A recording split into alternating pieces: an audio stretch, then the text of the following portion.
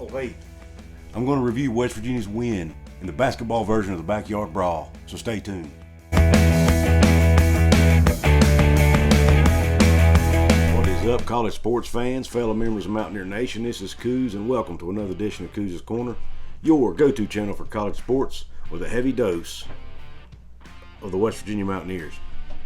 Historic night in Morgantown tonight, not only because West Virginia beat Pitt in the basketball edition of the Backyard Brawl, 74-59, but for three other reasons, and I'll touch on those in a second. But first, if you haven't yet, please hit that red subscribe button for me. Give me the thumbs up if you like this video. Share this with your friends, please. Let's get on with the show. The three things that happened tonight that were historic. One, Coliseum sellout in the month of November for the first time in history. 14,000 strong there to witness the butt whooping of the Pitt Panthers. Number two thing that was historic, the 100th victory in the basketball edition of the Backyard Brawl for the Mountaineers. And the third thing, and the coolest thing, victory number 902 for Bob Huggins.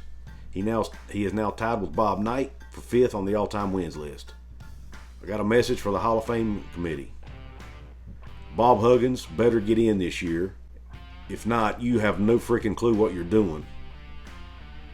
Every basketball analyst at ESPN and every other station are all saying the same thing. The guy deserves to be in the Hall of Fame. He's been to 2 Final Fours, 5th all-time in wins. What's he got to do besides die to get in the Hall of Fame? It's ridiculous. Put him in, committee. It's past time. I digress. Well, congrats to Hugs on win number 902. I know he's probably not going to want to talk about it because that's just how he is. But also congrats to the players for getting him that win. Now let's talk about the game. Really a lot of positives tonight in this game. There were some negatives too, which I'll touch on in a minute, but the positives primarily on the defensive side. West Virginia forced 32 turnovers. That's right, 32 turnovers. Had 17 steals against Pitt. Fantastic performance on defense. Now, was Pitt a little sloppy at times? Yes, they were. Is Pitt missing 3 starters? Yes, they are. But still, to force 32 turnovers against anyone is really good defense. So kudos to them for that.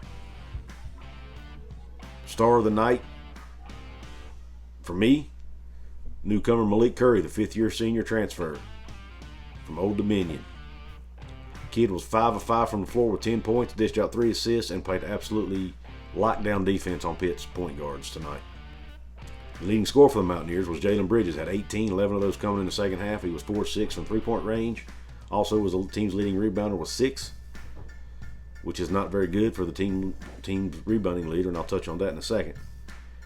But Taz had another good night with 17 points. However, he did not shoot the ball particularly well. Taz only shot 30% from the floor and only shot 22% from 3.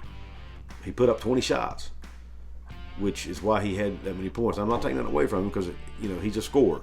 Hugs wants him putting up shots, but he needs to make more. He needs to make a higher percentage of them, and I think he will going forward. He just had an off night. He's had 2 off nights this week, but it happens.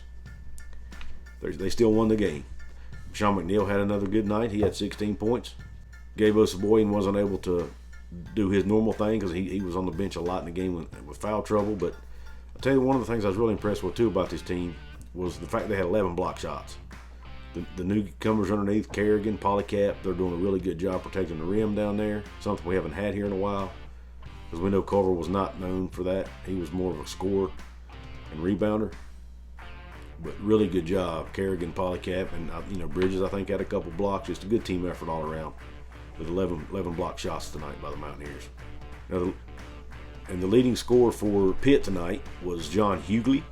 Hugley had 17 points for Pitt, and then their other forward, I'm not even going to attempt his first name, but his last name's Gueye. He had 10 points for the Panthers. Now for the 2 negatives on the night for the Mountaineers. The 2 things they're going to have to get fixed, especially before they get into conference play. One is rebounding. They got out-rebounded 36-20. Bob Huggins' teams do not get out-rebounded 36-20. They've got to get that fixed. The second thing, free throw shooting. They were 5 out of 11 from the stripe. Got to get it fixed, Mountaineers. I got confidence they will. I'm sure Hugs will have them shooting a lot of practice. And there's a third thing, too, which Hugs has talked about a lot, and that's scoring inside. Losing Culver hurt us.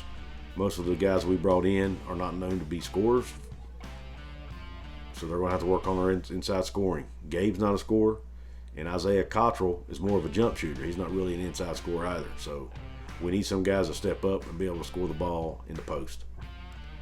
Well, that's my recap of the game.